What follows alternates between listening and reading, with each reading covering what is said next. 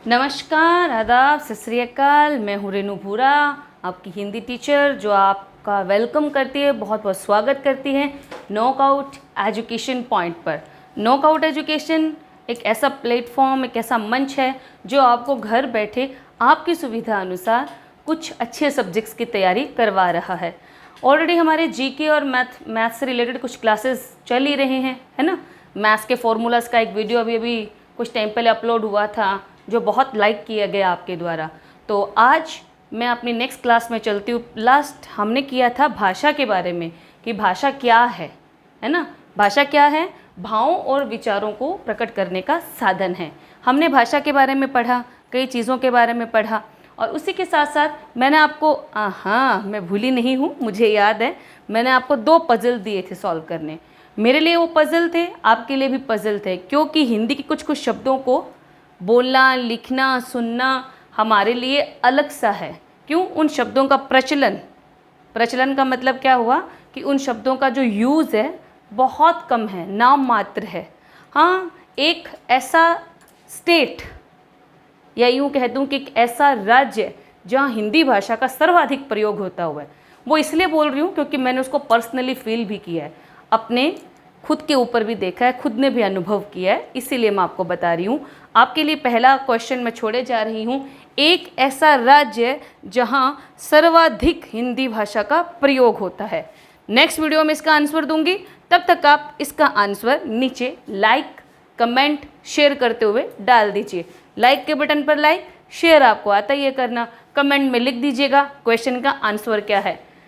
क्योंकि मैंने last video में आपको बोला था कि मैं हर वीडियो के लास्ट में आपके लिए ट्विस्ट छोड़ूंगी, और वो ट्विस्ट 1, 2, 3, 4, 5 कितने भी हो सकते हैं, वो तो मुझ पर डिपेंड करता है ना। तो पूरे लेक्चर को ध्यान से सुनना, क्योंकि आपके सारे ट्विस्ट के जो आंसर्स हैं इसी लेक्चर में आपको मिल जाएंगे। जो व्याख्यान मैं आपको दे रही हूँ, जो मैं आपको पढ़ा रही हूँ, उसी के थ्रू मिल जाएंगे। मैं आपके ट्विस्ट के आंसर देती हूँ, तब तक वीडियो के साथ बने रहिए और इस क्वेश्चन को अपनी नोटबुक में नोट कर लीजिए। अपनी गृह पुस्तिका के अंदर इस प्रश्न को लिख लीजिए, ताकि बाद में इसका उत्तर आने पर आप मुझे आसानी से बता सकें। और जब मैं इसका सही जवाब आपको बताऊं तो आप ये मुझे मिले 5 आउट ऑफ 5, 5 में से 5, क्योंकि मैंने बताया था कि जैसे जैसे मेरे वीडियोस में आपको ट्विस्ट मिलेंगे और जो जो ट्विस्ट का सही आंसर देंगे, उनमें से हम कुछ ऐसे बच्चे निकालेंगे जो क्या करेंगे, हम उनको हिंदी व्यक्तित्व के नाम से प्राइज़ देंगे, जिसने सबसे ज़्यादा हिंदी की उन ट्विस्ट को सॉल्व किया हो। ठीक है, समझे? हाँ, सॉल्व से मुझे याद आया, इंग्लिश में हम सॉल्व बोलते हैं। सॉल्व को हिंदी में क्या कहेंगे? सॉल्व का हिंदी में अर्थ बताना है, आपको हिंदी में बताना है। पूरा रिसर्च करके आइएगा, ऐसे ही नहीं जवाब लूँगी मैं, ठीक है ना। चलिए अब देखिए, मैंने आपको बताया था कि भाषा हम कब प्रयोग करते हैं, जब हम अपने मन के भावों को दूसरों तक पहुंचाते हैं, लिखकर, बोलकर, इशारों में, है ना। सपोज देखो, मैं और मेरी फ्रेंड एक कैफ़े में मिलने वाले थे। मैं और मेरी मित्र एक कैफ़े में मिलने वाले थे। कैफ़े तो समझते हो ना? हाँ, ऑफ कोर्स, आप इंग्लिश तो अच्छे से समझते हो, हिंदी ही समझने में थोड़ी दिक्कत होती है ना। तो अभी मैं पढ़ा रही हूँ तो हिंदी मज़ेदार हो जाएगी और आसान भी। कोशिश करना, हो सकता है हम आपसे और आप हमसे कुछ सीख लें, है ना। चलिए, मैं कहाँ थी? हाँ, मैं और मेरी एक सहेली। देखो, मित्र क्या है? हिंदी शब्द है। तो आप मुझे मित्र का पर्यायवाची बताना। 2 ट्विस्ट आपको मिल गए। आपको मित्र का क्या बताना है? पर्यायवाची। चलते चलते बहुत सारी चीज़ें मैं आपको साथ साथ बताती रहूँगी, बस आप याद करना, नोट करना, आंसर करना, ठीक है। भूलिएगा मत, मैं आपके कमेंट्स का इंतज़ार करूँगी, और मेरी प्रतीक्षा जितनी ज़्यादा होगी आपके आंसर भी उतने ही होने चाहिए, क्योंकि प्रतीक्षा, सब्र का फल क्या होता है? मीठा होता है। सब्र का फल क्या होता है? मीठा होता है। गांधी जी ने भी इस बारे में कहा था। गांधी जी से याद आया, आज 2 अक्टूबर है, गांधी जयंती है ना। गांधी जी से याद आया कि उन्होंने क्या कहा था? सब्र का फल मीठा होता है।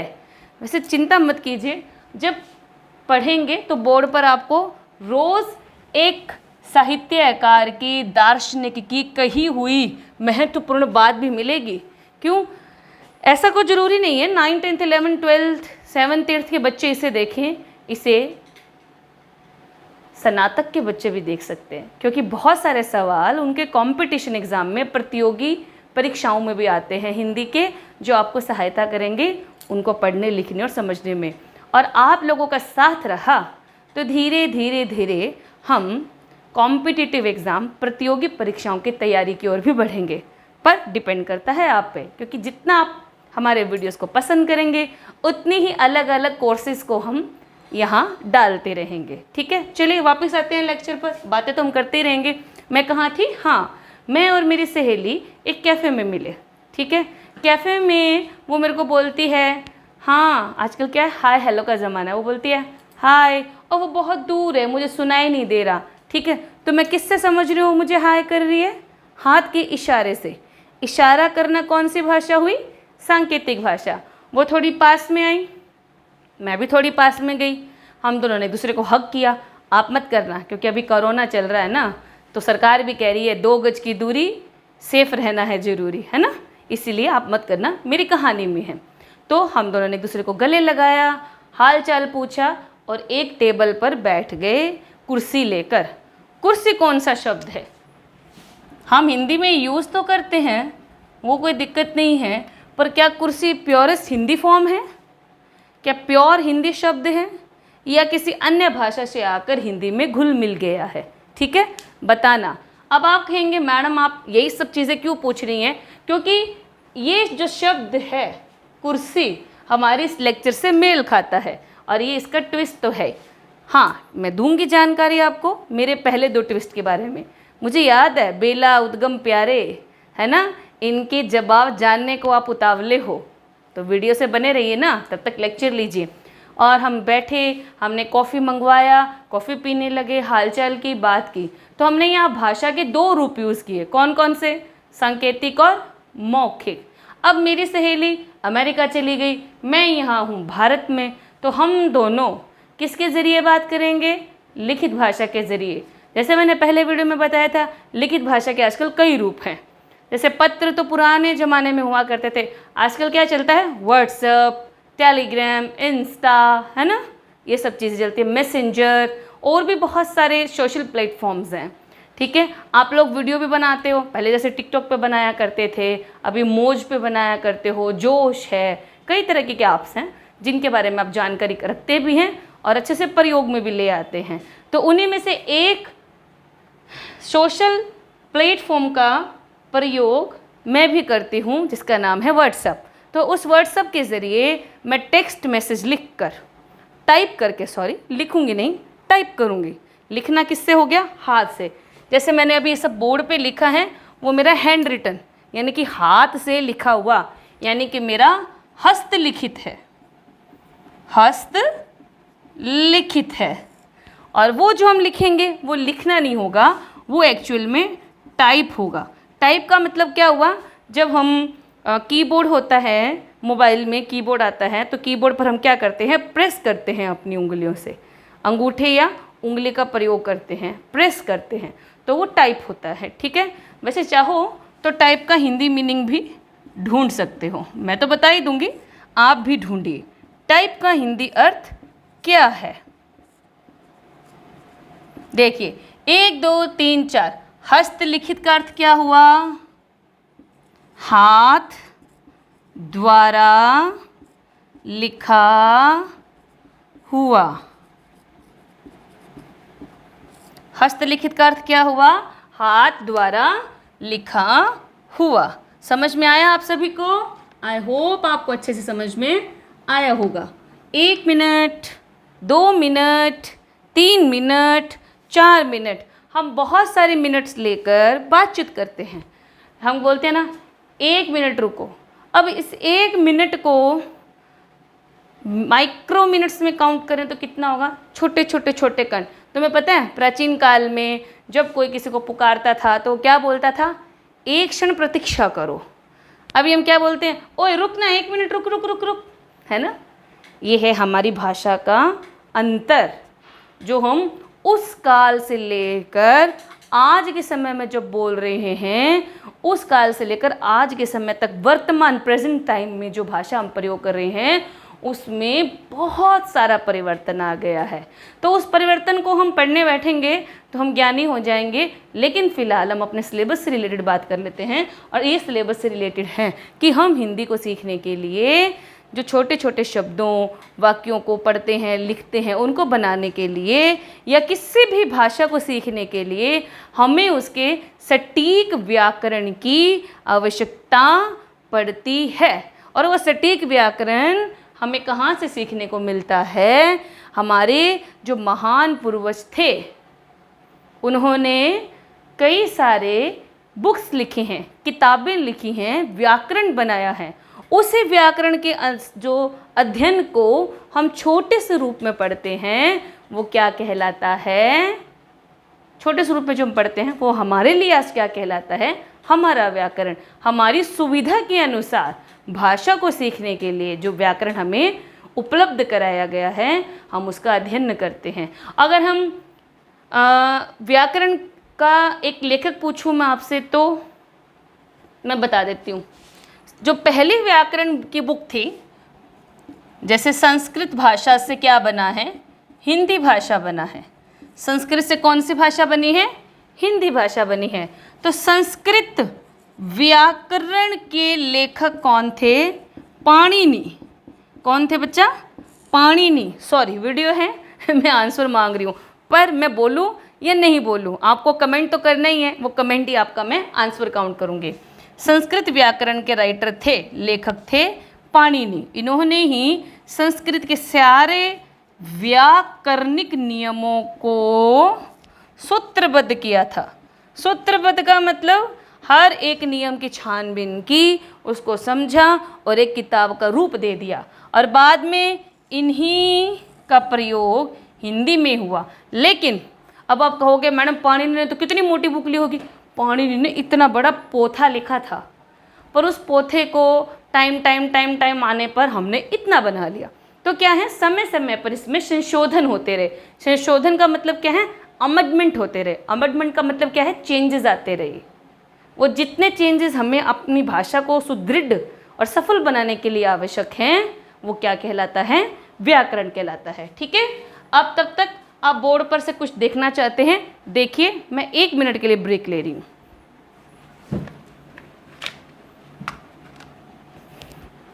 आ गई वापस, हो गया 1 मिनट मेरी तरफ से, ठीक है ना। चलिए, हस्तलिखित, हाथ से लिखा हुआ, टाइप हिंदी अर्थ बताइए, है ना। आज अब हम बात करेंगे, अब हम प्रॉपर क्लास पर आते हैं। कुछ कुछ छोटी मतलब उपलब्ध भरी बातें हमने कर ली, अब हम अपने लेक्चर पर आते हैं। लेक्चर का मतलब हमने आपको बताया था भाषा, है ना। मैंने आपको कहा था भाषा जो आज हम प्रयोग कर रहे हैं उसके व्याकरण को जानना हमारे लिए आवश्यक है। मैंने ये भी बताया था हम प्रॉपर हिंदी नहीं बोलते हैं। हम कौन सी भाषा का प्रयोग कर रहे हैं? इंग्लिश, जो कि ना तो पूरी हिंदी है और ना ही पूरी इंग्लिश, है ना। इंग्लिश को सीखने के प्रचलन में हम आधा अधूरा सीखते हैं, और हिंदी हमारी मातृभाषा है, वो हमें अपने पूर्वजों से विरासत में मिली है, परंतु हम उसका सही प्रयोग नहीं कर पा रहे। क्या नहीं कर पा रहे? सही प्रयोग नहीं कर पा रहे। उसी सही प्रयोग को सीखने के लिए हमें किसकी आवश्यकता पड़ती है? व्याकरण की आवश्यकता पड़ती है। किसकी आवश्यकता पड़ती है? व्याकरण की। अब व्याकरण क्या है, इसको जानने से पहले हमें 2 पॉइंट्स पर बात करनी है। वो 2 पॉइंट, या यूँ कहूँ कि 2 महत्वपूर्ण तथ्य क्या हैं? पहला है लिपि और दूसरा है वर्णमाला। अब लिपि क्या है? देखो, एक स्टोरी सुनाती हूँ छोटी सी। 500 ईसा पूर्व, 500 ईसा पूर्व यानी आज से 10-12 हज़ार साल पहले, वर्ष पूर्व क्या था? मानव हम जैसा नहीं था ना। अब मेरी तरह up to date sari, lipstick, चश्मा तो नहीं लगाता था ना। वो क्या पहनता था? छोटे इतने स्कर्ट टाइप, एक धोती और उसके ऊपर एक पट्टा लगाता था। लेडीज़ एक छोटा सा पोर्च होता था, इतना कुर्ता और इतना टाइप का घाघरा, ठीक है, उस टाइम की बात कर रही हूँ। उस टाइम में क्या है, उससे भी पहले की अगर बात करूँ तो कागज़ भी नहीं बना था। कागज़, पेपर लिखते हो ना, पेपर का यूज़ करते हो, तुम्हें पता है पेपर कहाँ बना था? चाइना में, ठीक है, पेपर कहाँ बना था? चाइना में। तो उससे भी पहले जब लिखने का प्रचलन बढ़ा तो लोगों को लिखने की समस्या तो आई होगी, है ना, तो उन्होंने क्या करा, कुछ चिन्हों को निर्धारित किया। चिन्ह का मतलब क्या हुआ?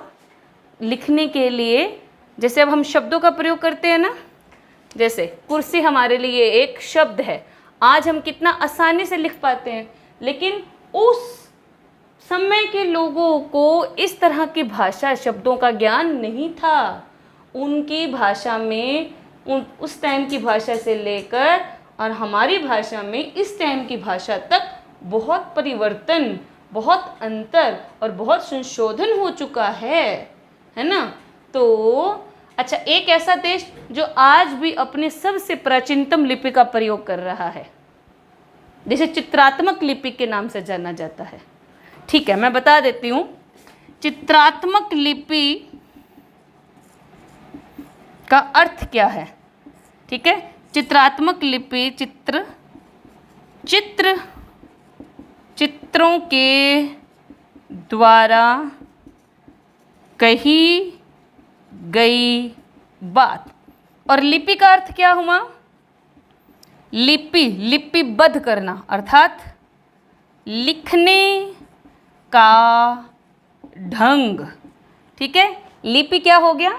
लिखने का ढंग। और चित्रात्मक क्या हुआ? चित्रों के द्वारा कही गई बात।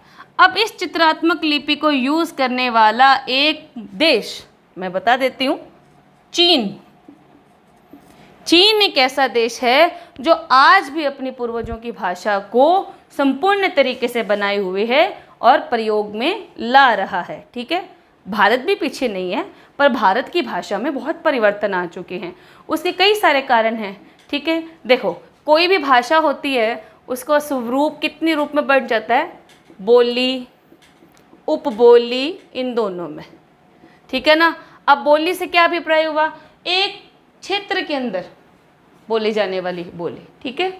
और हमारे देश में तो बहुत सारी भाषाएं हैं, जिनमें से कितनी भाषाओं को संविधान ने मान्यता दी है? 22 भाषाओं को संविधान ने क्या दी है? मान्यता दी है। चलिए हम वापस कहाँ बात कर रहे थे? लिपि पर। चलिए हम लिपि पर एक बार बात कर लेते हैं और फिर व्याकरण पर आते हैं और फिर स्वर व्यंजन को पढ़ते हैं। देखिए, लिपि क्या है?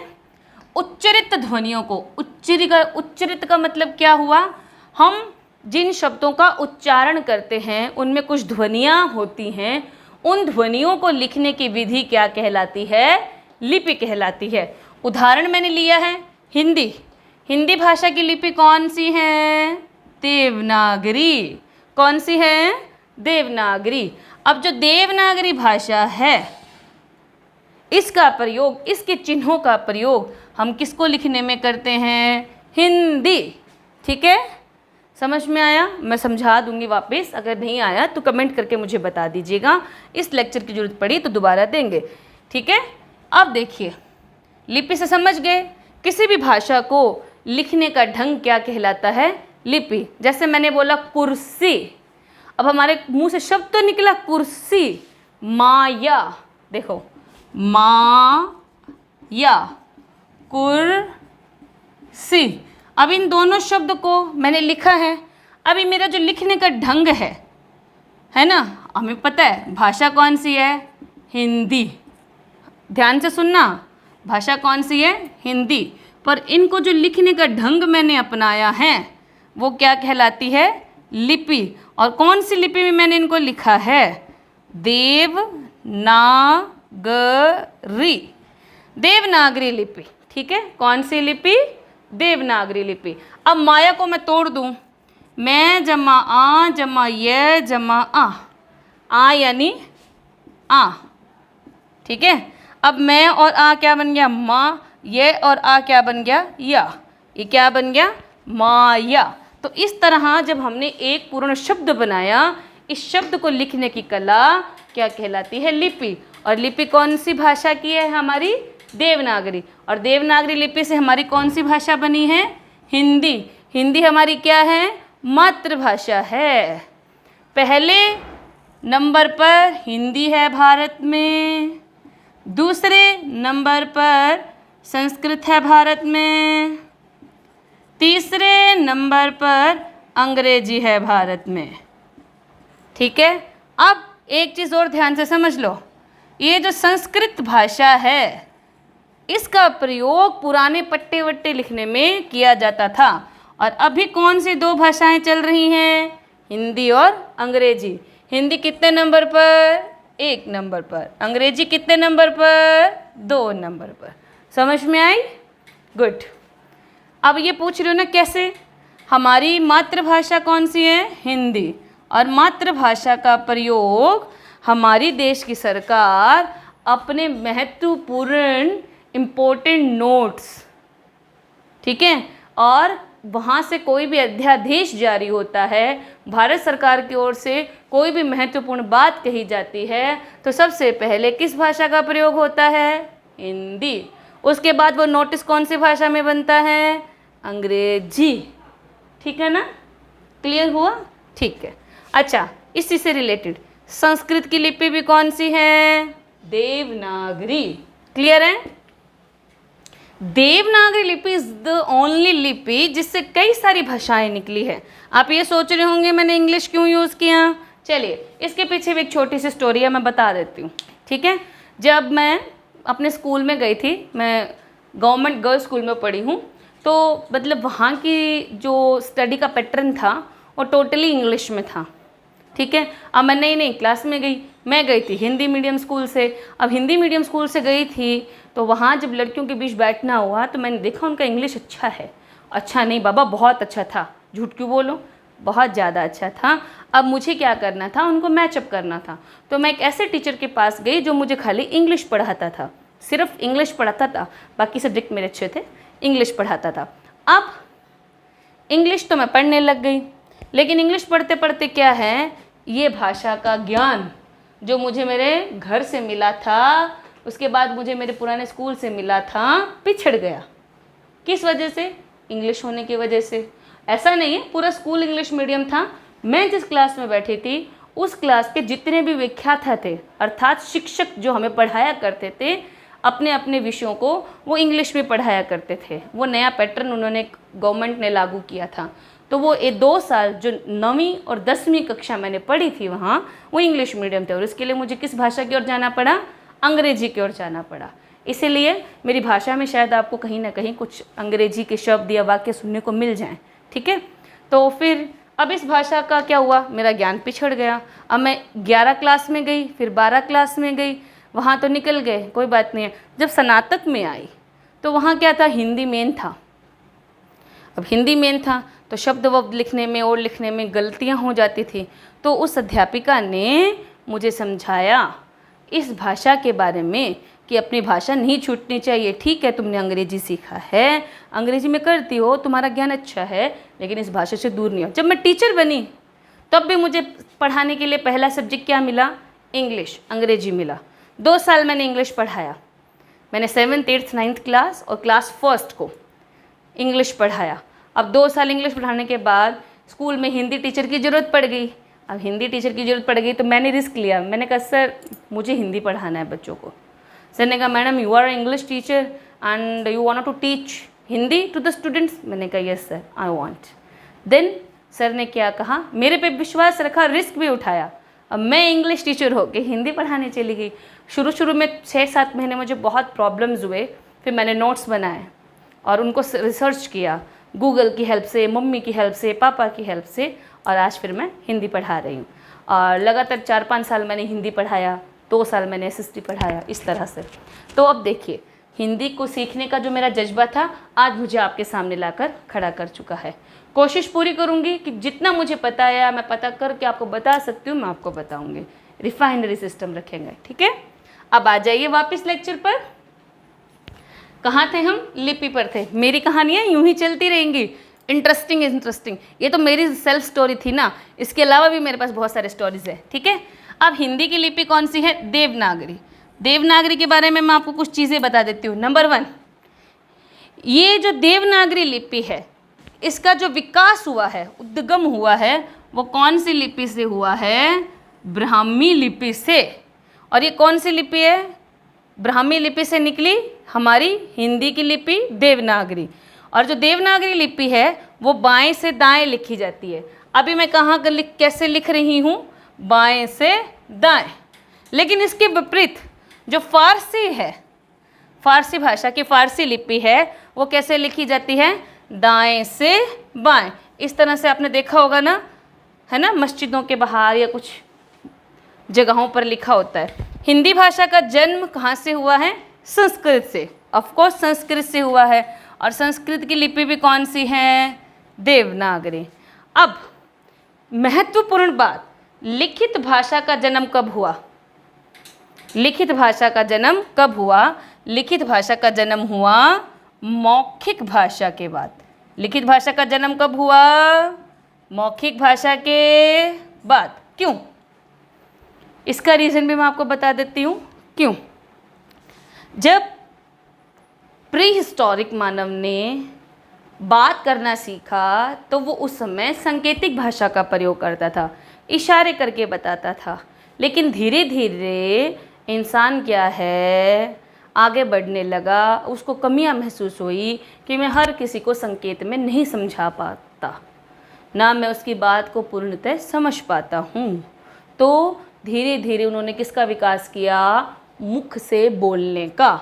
और जब बोलने लगे, इतिहास में कहीं नहीं है, कहीं तुम ये सोचो कि मैडम बताओ इतिहास में हिंदी बोलने वाला पहला व्यक्ति कौन था, मैडम बताओ इतिहास में पहला व्यक्ति कौन था जिसने मुंह से पहला शब्द बोला, तो ये कहीं भी नहीं मिलता है। क्योंकि उस टाइम में ना ताम्रपत्र थे, ना पाषाण युग था, और ना ही मिट्टी पर लिखने की, मिट्टी के टिकलों पर लिखने की कला थी। ठीक है, इसलिए इसका विवरण नहीं मिलता, मैं आपको पहले बता देती हूँ। हाँ, हम इसके टाइम का अंदाज़ा लगा सकते हैं। ठीक है, टाइम यानी कि समय का अंदाज़ा जरूर लगा सकते हैं। तो मौखिक भाषा को उस समय के मानव ने धीरे धीरे बोलना शुरू किया। अब मानव बोलना तो सीख गया, अब वो इतनी सारी चीज़ें बोलता था, लिखता था, उसके माइंड में बहुत कुछ चलता था, है ना। तो उन सब चीज़ों को उसने क्या करना शुरू कर दिया? चित्रित करना शुरू कर दिया। चित्रित करने का मतलब क्या हुआ? चित्र बनाने शुरू कर दिए। अब वो चित्र कोई पेपर पर तो बनते नहीं थे, क्योंकि उस समय में पेपर यानी कि कागज़ था ही नहीं। तो वो कहाँ पर लिखता था? गुफाओं में, गुफाओं की इन दीवारों पर निशान बनाने लग गया। अब वो जैसे जैसे आकृति देखता उसको वैसे वैसे बनाने की कोशिश करता। जैसे बैठा है, क्योंकि उस टाइम में मोबाइल, इंटरनेट, ये वो धम थम कुछ नहीं था। इंसान क्या करता था? शिकार करता था, खाता था, बनाता था और अपना सो जाता था।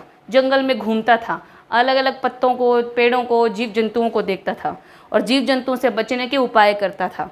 पर धीरे धीरे जब उसमें विकास शुरू हुआ तो भाषा का उद्गम भी हुआ। ठीक है, लेकिन सबसे पहली लिपि कौन सी थी? चित्रात्मक लिपि, चित्र अंकित करना। ठीक है, ठीक है। और इसके बाद देखो, मेसोपोटामिया के बारे में सुने? मेसोपोटामिया मिस्र की सबसे महत्वपूर्ण और विरासत संस्कृति।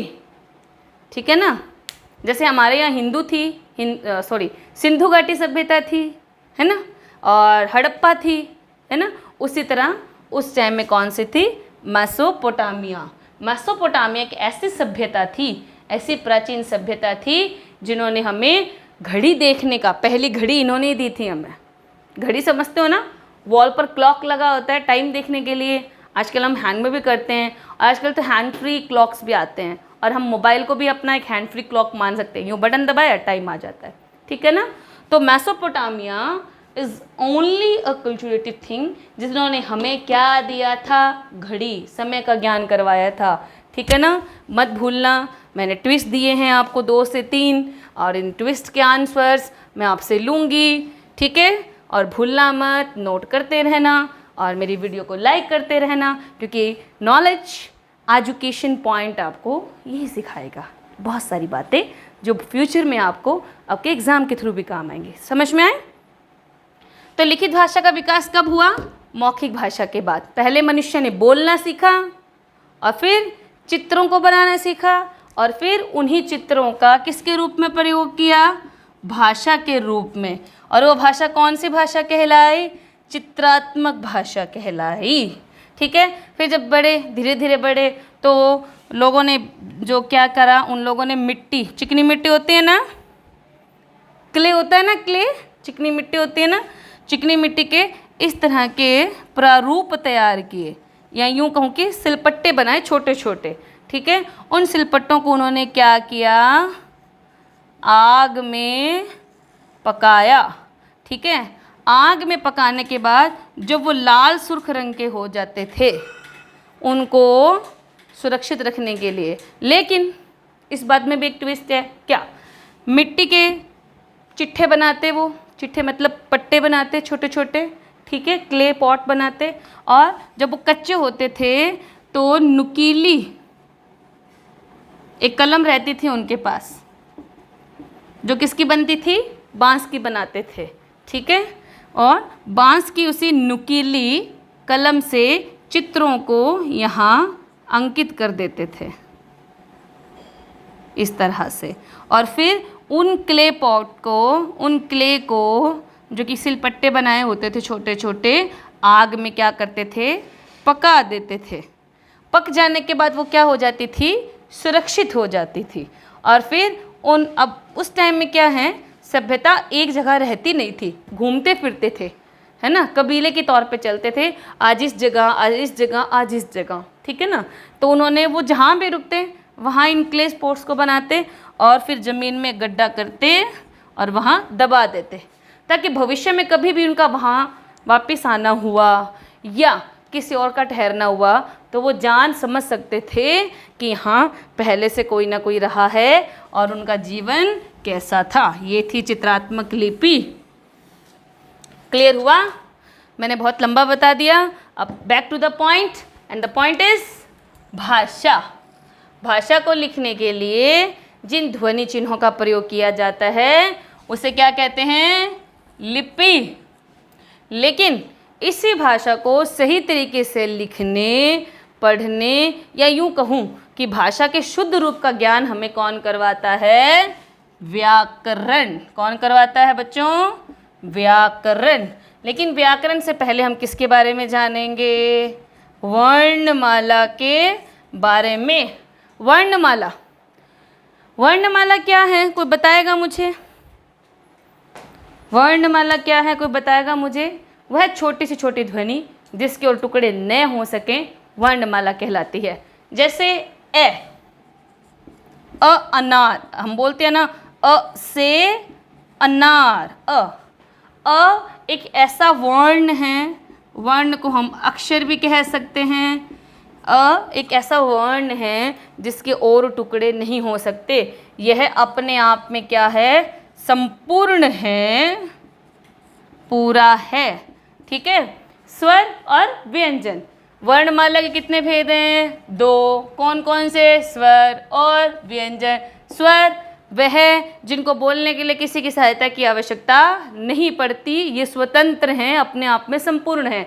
व्यंजन वे वर्ण जिन्हें बोलने के लिए किसकी सहायता की आवश्यकता पड़ती है? स्वरों की। स्वरों के बिना क्या है? व्यंजन अधूरे। अब पूछोगे कैसे? देखो मैं बताती हूँ।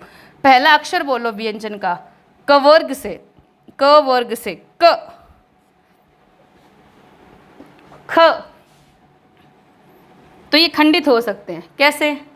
अब क अपने आप में संपूर्ण नहीं है, इसके साथ स्वर लगा है। आप कहोगे कैसे? ये देखो ऐसे, क क, अभी क, और ये क्या है? पूरा बन जाने पर क। इसी तरह से ख ग घ घ, च छ ज झ, ट थ द ध, प फ भ भ, ट ठ ड ढ। ठीक है, समझ आई? तो स्वर किसे कहते हैं? ये स्वतंत्र होते हैं, संख्या में 11 होते हैं, इनको बोलने के लिए किसी की सहायता की आवश्यकता नहीं होती। व्यंजन किसे कहते हैं? वे वर्ण जो स्वरों की सहायता के बिना नहीं बोले जा सकते, या यूँ कहूँ कि स्वरों के बिना जिनकी पूर्णता नहीं है, वो क्या कहलाते हैं? व्यंजन। और ये कितने हैं? 33। ये कितने हैं? 11।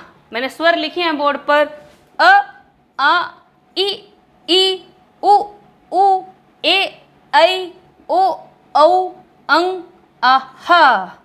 इस अंग के इन दो बिंदुओं को हम क्या बोलते हैं? विसर्ग। क्या बोलते हैं? विसर्ग। इसका सबसे अधिक प्रयोग कौन सी भाषा में होता है? संस्कृत। कौन सी भाषा में होता है?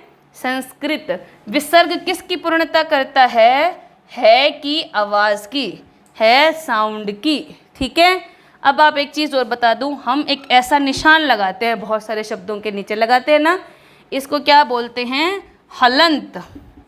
हलंत क्या करता है? कुछ अक्षरों को लिखते वक्त उनमें स्वर का प्रयोग नहीं होता, उसी स्वर की प्रयोग की कमी को पूरा करने के लिए किसका प्रयोग किया जाता है? हलंत का। किसका प्रयोग किया जाता है? हलंत का। स्वर के कितने टाइप्स होते हैं? लेकिन इससे पहले ये जान लीजिए संयुक्त व्यंजन कौन कौन से हैं। संयुक्त का मतलब क्या होता है? संयुक्त का मतलब, मैं बोर्ड साफ कर लेती हूँ, है ना, थोड़ा घच्चा पच्चा नहीं रहेगा। ये लीजिए, बोर्ड हो गया साफ। अब हम बढ़ते हैं वापस अपने लेक्चर की ओर। संयुक्त का मतलब क्या होता है? संयुक्त का मतलब होता है योग, जोड़। क्या होता है? जोड़, यानी कि दो चीज़ों का, वस्तुओं का, अक्षरों का जोड़ क्या कहलाता है? संयुक्त करना। हम कहते हैं ना, मैंने इन सभी चीज़ों को संयुक्त किया है, अर्थात इकट्ठा किया है, अर्थात जोड़ा है, अर्थात उनका योग बनाया है। यहाँ योग रामदेव बाबा वाला योग नहीं है, कहीं वो समझने लग जाओ, है ना, ऐसे करके प्राणायाम करो, है ना, नीचे लेट जाओ। योग का मतलब है जोड़। चलिए पहला ट्विस्ट का आंसर दे देती हूँ। मैंने कहा था एक ऐसा यंत्र है, जैसे हम उसका प्रयोग करते हैं, उसके अंदर कुछ चित्र अंकित होते हैं, और मैंने नाम दिया था इसको दूरभाष। पहले दूरभाषा, भाष का मैं अर्थ बता देती हूँ। दूर का तो मतलब हो गया थोड़ी सी दूरी पर, वो दूरी कितनी भी लंबी हो सकती है, हम 1 किलोमीटर की ले लेते हैं। और भाषा का मतलब बात करने के लिए जिस भाषा का हम प्रयोग कर रहे हैं वो कोई भी हो सकती है। ठीक है। जब 1 किलोमीटर की दूरी से हम किसी से भी बात करते हैं और उस संसाधन को हम क्या कहते हैं? दूरभाष। दूरभाष का कौन सा रूप प्रचलित है? मोबाइल। कौन सा रूप प्रचलित है? मोबाइल। पहले ट्विस्ट का आंसर दे दिया मैंने, सब चेक कर लेना और मुझे कमेंट कर देना। ठीक है। दूसरे ट्विस्ट का आंसर मैं आपको लास्ट में दूंगी, वो है पर्यायवाची कुछ शब्दों के जो बताने हैं। इतना क्लियर हुआ? ठीक है। अब हम थे संयुक्त व्यंजन पर। मैं पहले इसको क्लियर कर देती हूँ। उससे पहले मैंने क्वेश्चन छोड़ा था आपके लिए, सॉल्व का हिंदी अर्थ निकालना है, आपको मित्र का पर्यायवाची बताना है, आपको ये बताना है कुर्सी कौन सी भाषा का शब्द है, क्या वो प्रॉपर हिंदी शब्द है या किसी अन्यत्र भाषा का शब्द यहाँ आकर यहाँ हिंदी में मिल गया है। ठीक है ना, समझ में आई? और भारतीय संविधान में कितनी भाषाओं को मान्यता प्राप्त है? 22 भाषाओं को मान्यता प्राप्त है। समझ में आया आपको? क्लियर हुआ आपको? वेरी गुड, होना भी चाहिए। अब हम बात करते हैं संयुक्त व्यंजन के। संयुक्त मैंने बता दिया, संयुक्त व्यंजन कौन से हैं? 4 हैं। छ, त्र, ज्ञ, श्र। आगत वर्ण, आगत वर्ण जो शब्दों के आगे जुड़कर उनके अर्थ में परिवर्तन ला देते हैं। मैं एक एग्जाम्पल लेती हूँ ज का। देखो ज, ज, बिंदे आने से क्या हो गया? शब्द में, अक्षर के बोलने में परिवर्तन। अब इसको तो हम कहेंगे जरा, इसको हम कहेंगे जरा। इस जरा का मतलब तो हुआ बूढ़ापा, और इस जरा का मतलब हुआ थोड़ा सा। एक आगत ध्वनि के लगने से शब्दों के रूप में, परिवर्तन में, अर्थ में कितना अंतर आ गया ना। यही हमारी हिंदी भाषा की खासियत है। ठीक है। अयोग वह कौन से हैं? अंग, आहा। अंग को हम बिंदी के रूप में प्रयोग करते हैं और आहा का मैंने बताया ही आपको, विसर्ग के रूप में प्रयोग करते हैं। क्लियर है? ठीक है। इसके बाद ज़्यादा गहराई से पढ़ना है तो मैं थोड़ा सा और बता देती हूँ। स्वर के 3 भाग हैं, ह्रस्व, दीर्घ, प्लुत। ह्रस्व जिनको बोलने में कम समय लगता है, दीर्घ जिनको बोलने में ह्रस्व से ज़्यादा समय लगता है, और प्लुत जिनको बोलने में इन दोनों से भी ज़्यादा समय लगता है। ह्रस्व स्वर का उदाहरण 1 अ, दीर्घ स्वर का उदाहरण 1 आ, प्लुत स्वर का उदाहरण 1 ओम। ठीक है। इसी के बाद व्यंजन है। व्यंजन के भी 3 भेद हैं, सपर्श, अंतस्थ, ऊष्म। सपर्श जब इन व्यंजनों का हम उच्चारण करते हैं, अर्थात इनको बोलते हैं, तो जो हवा है उच्चारण करते वक्त हमारे कंठ से तालु के कई भागों में चिपक कर बाहर आती है। अंतस्थ इसको बोलते समय हवा सीधे बिना हमारे चेहरे के किसी हिस्से को रगड़कर छुए बिना बाहर आती है। ऊष्म गर्म हवा का प्रतिपादन मुंह से होता है। ठीक है, ध्यान रखिए, इनको पढ़िए। और आपका ट्विस्ट बाकी है, मैं आपको बता दूंगी, लेकिन इससे पहले मैं आपको बता देती हूँ कि हमने आपको भाषा, लिपि, व्याकरण और वर्ण इन चारों के बारे में बता दिया। ठीक है, क्लियर है। अब वर्ण तो हमने पढ़ लिया, लेकिन इसके बाद क्या है, शब्द। अब शब्दों की रचना भी तो जरूरी है ना, तो मैं बता देती हूँ। स्वर और व्यंजन इन दोनों के मेल से क्या बनते हैं, शब्द। अब स्वर का प्रयोग किन के रूप में होता है, मात्रा के रूप में, और व्यंजन का प्रयोग किन के रूप में होता है, अक्षरों के रूप में। जैसे अ की कोई मात्रा नहीं, आ, ई, उ, उ, ए, ऐ, ओ, औ, अंग, आहा। क्लियर है। अब इन मात्राओं को हम क्या बोलते हैं, ध्वनि। और इन ध्वनियों का प्रयोग करके अक्षरों के साथ मेल करके हम क्या बनाएंगे, शब्द। अब देखो क वर्ग, ठीक है ना, च वर्ग, ट वर्ग, त वर्ग, प वर्ग। इसके बाद के तुम्हें पता ही है, क ख ग घ च छ ज झ ण, ट ठ ड ढ ण, त थ द ध न, प फ ब भ म, य र ल व श, स स ह छ त्र य। अब हम क और च इनसे एक शब्द बनाते हैं। क को हमने लगाया आ की मात्रा, उसके साथ जोड़ा हमने च, ऊपर लगा दिया बिंदी, ये क्या बन गया, कांच, है ना। अब त और ट को मिलके बनाते हैं, त और ट, तट। इनमें ध्वनि है, यानी मात्रा का रूप है। ये मात्रा से रहित हैं, पर इनमें कौन सी साउंड है, कौन सी ध्वनि आ रही है, स्वर की। अगर हम इनको तोड़ दें तो त जमा अ जमा ट जमा अ, तट। क्लियर हो गया आपको। आप चाहो तो एक बार देख सकते हो, मैं 10 सेकंड का विराम लेती हूँ, समझ लो। समझ में आई। हाँ, आप शब्द बनाने की प्रक्रिया हमारी पूरी हो गई। अब हमारे पास शब्द तो बहुत सारे हैं। जैसे सपोज करते हैं,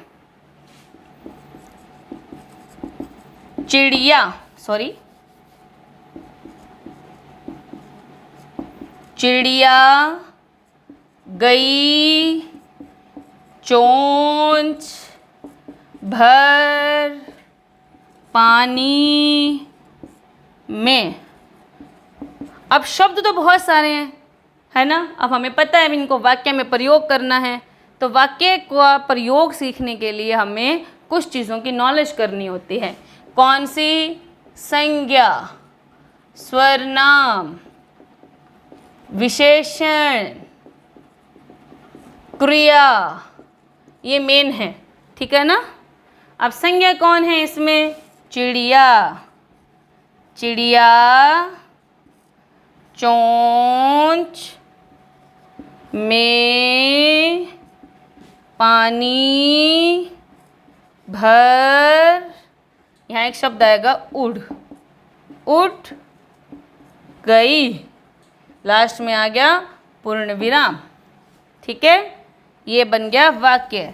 तो शब्दों का सही क्रम में सजाना और उनका सही अर्थ निकलना क्या कहलाता है, वाक्य। ठीक है। अब हम अपने टॉपिक पर आ गए हैं। हमारा टॉपिक क्या है, मैंने बताया था ना, हम 9th और 10th 11th और 12th 9वीं 10वीं 11वीं 12वीं का व्याकरण करेंगे, और आवश्यकता पड़ी तो हम साहित्य अर्थात लिटरेचर का भाग भी उठा लेंगे। क्लियर है आपको? ठीक है, तो आज का हमारा लेक्चर यहीं समाप्त होता है। अब हम अपने अध्ययन की ओर जाएंगे, और हमारा अध्ययन कहाँ से शुरू होगा? वाक्य से। लेकिन वाक्य में जाने से पहले एक एक लाइन में मैं इन सभी के बारे में भी आपको बता दूंगी, ज़्यादा टाइम नहीं लूँगी, ये बेसिक था इसलिए आपको इतना लंबा टाइम दिया। तो आज के लिए मैं अपनी वाणी को विराम देती हूँ। जय हिंद, जय भारत। मिलते हैं अगले वीडियो में अपने अध्ययन विषय को लेकर, हिंदी, और हिंदी के अंदर हम किसके बारे में पढ़ेंगे? वाक्य के बारे में। ठीक है, तैयार रहिए।